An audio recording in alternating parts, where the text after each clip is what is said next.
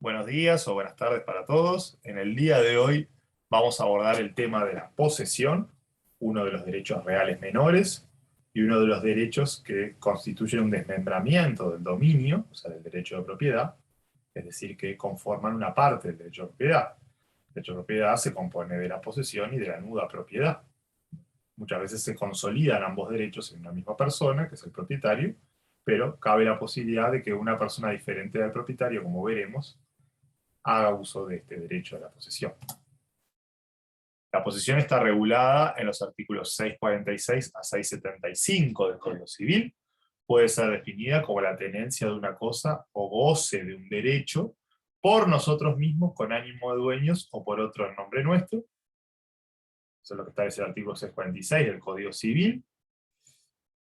Esto es importante porque se relaciona con lo que les especificaba anteriormente, de que el poseedor puede ser el dueño, pero no necesariamente tiene que coincidir con la persona del dueño. Puede ser que sea una persona que esté teniendo el bien en posesión a nombre del dueño, e inclusive puede ser una tercera persona que genera un derecho aún ante el derecho de propiedad del propietario.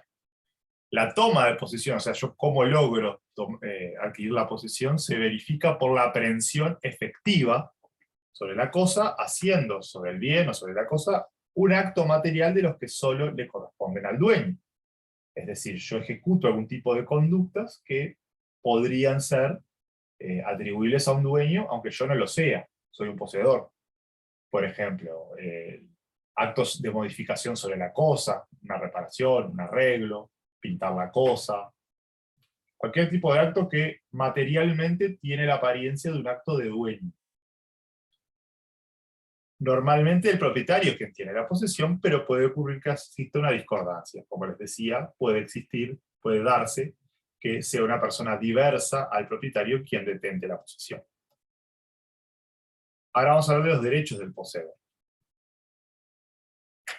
y los efectos de los mismos. En primer lugar, la presunción de propiedad. Al poseedor se le presume dueño, salvo prueba en contrario, ¿no? Como tiene esa apariencia de dueño, salvo que aparezca otra persona que diga que es el verdadero propietario y que lo alegue en la forma correspondiente, se le presume titular del bien. Bueno, tiene derecho a instaurar las acciones posesorias, que lo vamos a ver más adelante, cuáles son y para qué sirven. Al año de posesión tranquila o pacífica, pública y sin interrupción, o sea que se dé en forma continua, no equívoca y en concepto de propietario, la persona adquiere el derecho de posesión. Se tienen que dar todos estos requisitos. Tiene que ser una posesión tranquila, tiene que detentar el bien en forma pacífica, pública, ¿no? Bueno, posesión clandestina o oculta, no tiene que ser en forma pública, y sin interrupción, o sea, sin que haya habido algún tipo de corte en esa posesión, y haciendo actos o desplegando conductas similares a las del propietario, durante un año, desde que se inicia, ahí adquiere el derecho de posesión. El poseedor de buena fe hace suyos los frutos percibidos hasta el día de la contestación de la demanda, ¿no? La buena fe refiere a que la persona que está poseyendo un bien, por ejemplo, cree que era el titular, había adquirido la propiedad de ese objeto, ¿no? O de ese bien. Muchas veces puede ocurrir que se haga una venta irregular de la cosa, ¿no? Pero quien la adquiere piense que la adquirió en forma correcta, y bueno, se trataría, o sea, tiene elementos para pensar, digamos, que la engañaron, ¿no? Y tiene elementos para pensar de que es un poseedor de buena fe, ¿no? O un propietario de buena fe, ¿no? Entonces, en ese caso, hasta en caso de que le demanden, el verdadero propietario demande que le restituyan la cosa, si el poseedor demuestra haber estado de buena fe, o sea, demuestra haber no ingresado a poseer la cosa de mala fe o sabiendo que era de otra persona, acá estamos hablando de casos en los que el poseedor ignora que la cosa era de otra persona, diferente a quien se la entregó en posesión. Bueno, en ese caso, tiene derecho a percibir los frutos hasta el día que se contesta la demanda. O sea, la demanda de que inicie algún tipo de acción judicial el verdadero propietario o verdadero poseedor. También adquiere el derecho de prescribir el dominio y demás derechos reales, ¿no? Podría eventualmente, la prescripción es un modo de adquirir la propiedad, o un modo de adquirir derechos por el transcurso del tiempo. El poseedor, con el derecho de posesión, se inicia en un camino que, por ejemplo, en el caso de los inmuebles, por deciros algo, a los 30 años, si posee de forma pacífica e ininterrumpida, ya no obtiene solo el derecho de poseedor, obtiene el derecho de propiedad, ¿no? Si hubo un desinterés por parte del verdadero propietario o alguna otra circunstancia que determinó que esa posesión haya sido pacífica, puede adquirir el derecho de propiedad. Y además puede adquirir los demás derechos reales. Y otros de los derechos del poseedor es el uso de la acción reivindicatoria. Aún sin ser dueño, la acción reivindicatoria no estaría solo reservada para el poseedor, también está, para el propietario, perdón, también está reservada para titulares de derechos reales contra quien posea la cosa con un título inferior al suyo. ¿Qué vicios puede tener la posesión? ¿No? O sea, ¿cuándo podemos entender que hay una posesión eh, que no da lugar, por ejemplo, a adquirir el derecho de posesión? Bien, en primer lugar, si hubo violencia para lograr la aprehensión efectiva del bien. La violencia es cuando la aprehensión se verifica mediante el empleo de la fuerza o de la amenaza. Es decir, el poseedor logra la posesión amenazando, usando métodos violentos o coercitivos, pero no, no los métodos coercitivos legales, sino ilegales, para lograr la posesión. Ahí la posesión está viciada y no se entiende que es pacífica, sino que es violenta. Entonces, no, aunque lo haya logrado así durante un año, no puede adquirir el derecho de posesión. Otro vicio de la posesión es la clandestinidad, que es lo contrario que la posesión sea pública. No puede dar derechos por cuanto el poseedor debe realizar sus actos como si fuera propietario, y los propietarios no poseen clandestinamente. O sea, no se ejerce un derecho de posesión en forma oculta, o en forma de que no aparezca visible ante los ojos de los demás. ¿Ah? La posesión tiene que ser visible, inclusive por un tema probatorio. Antes que nada, o sea, si yo no puedo demostrar que yo públicamente ejercí mis derechos de poseedor, tampoco voy a contar con los elementos necesarios para determinar que esa posesión fue pública, ¿tá? Y se va a reputar como clandestina. Entonces, aunque yo haya poseído por un año, si lo hice en forma clandestina, no voy a adquirir el derecho de posesión.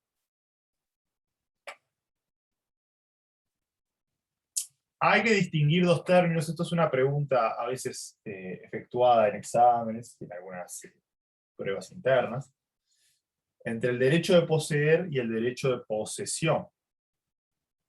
El derecho de poseer es el que tiene el titular del dominio del bien, o un derecho real menor, o sea, el propietario de un bien, o el titular de un derecho real menor, no sé, por ejemplo, el usufructo, de iniciar acción reivindicatoria.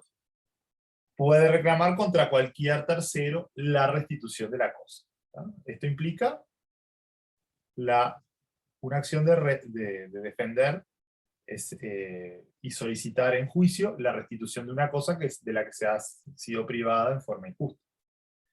En cambio, el derecho de posesión es el que se adquiere por parte del poseedor una vez que pasa el requisito del año, desde que inició la posesión, y bueno, y con las modalidades que vimos anteriormente, que están especificadas en el artículo 649, inciso tercero del Código Civil.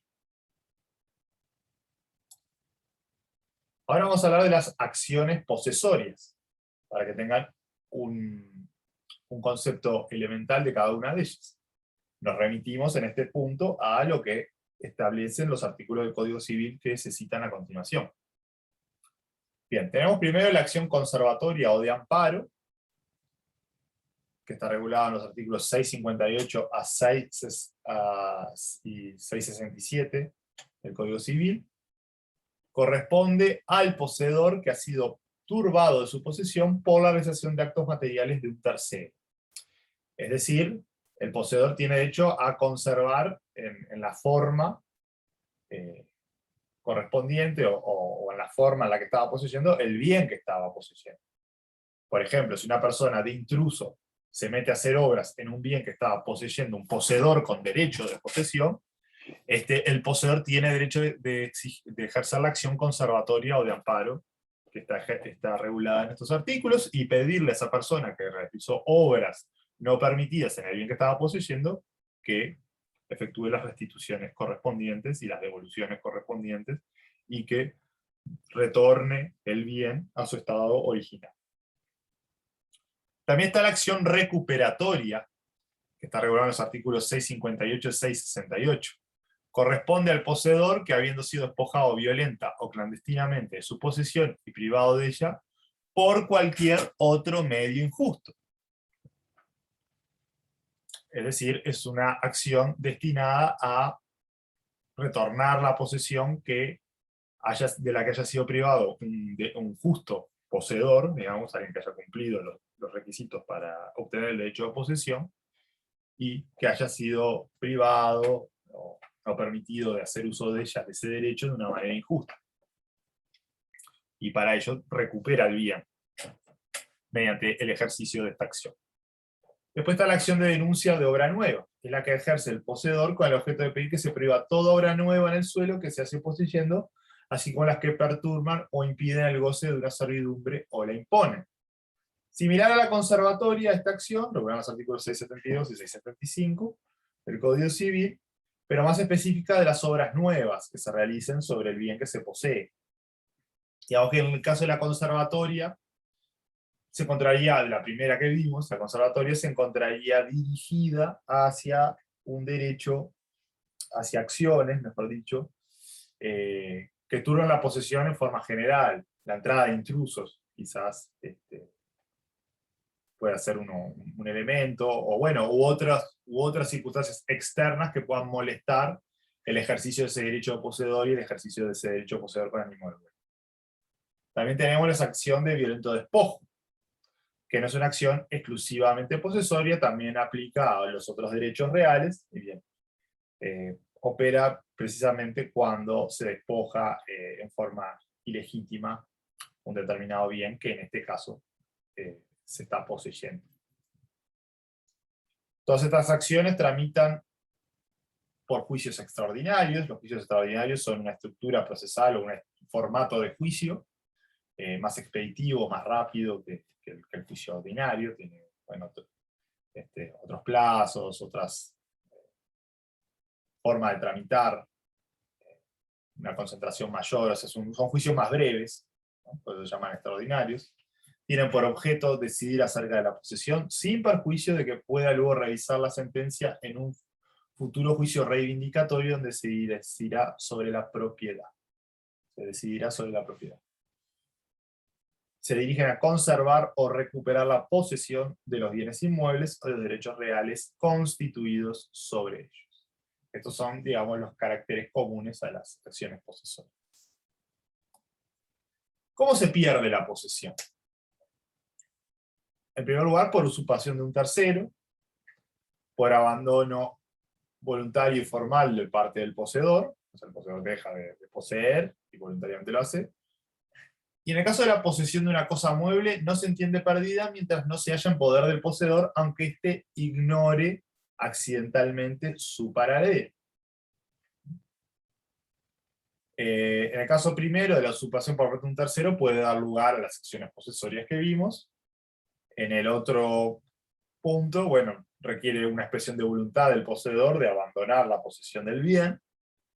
Y en el tercer caso, o en esta tercera afirmación que vemos, refiere a que mientras no se halle en poder de otra persona propiamente, o una persona con un mejor derecho, se entiende que el poseedor no ha perdido la posesión, aún aunque ignore el paradero. Estamos hablando de las cosas muebles, obviamente. Las cosas inmuebles es bastante complejo que se pierda el paradero de la cosa. ¿Cuál es la diferencia entre la posesión y la mera tenencia? Un punto muy importante.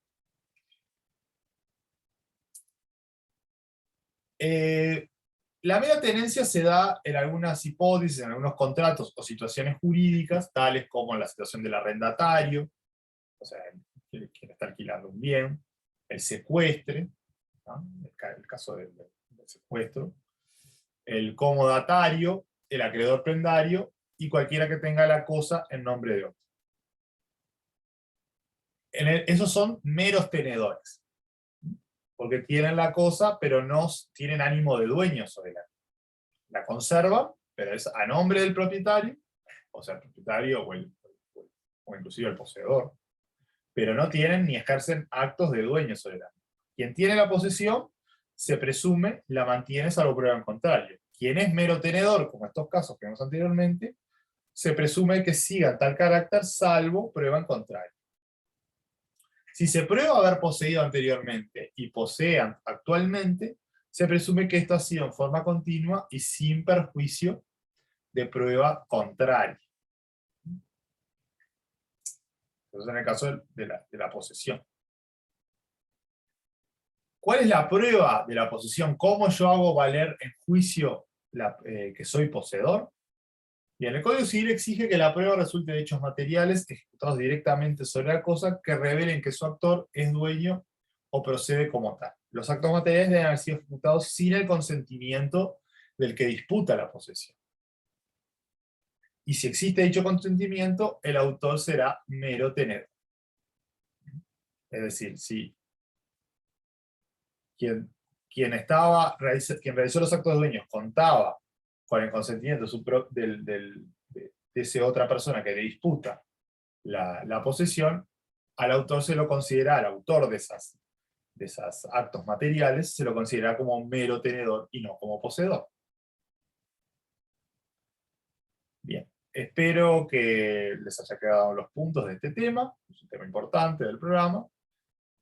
Estoy a las órdenes, como siempre, a través de la plataforma, por cualquier duda, y así como en las clases de consulta. Nos vemos en una próxima clase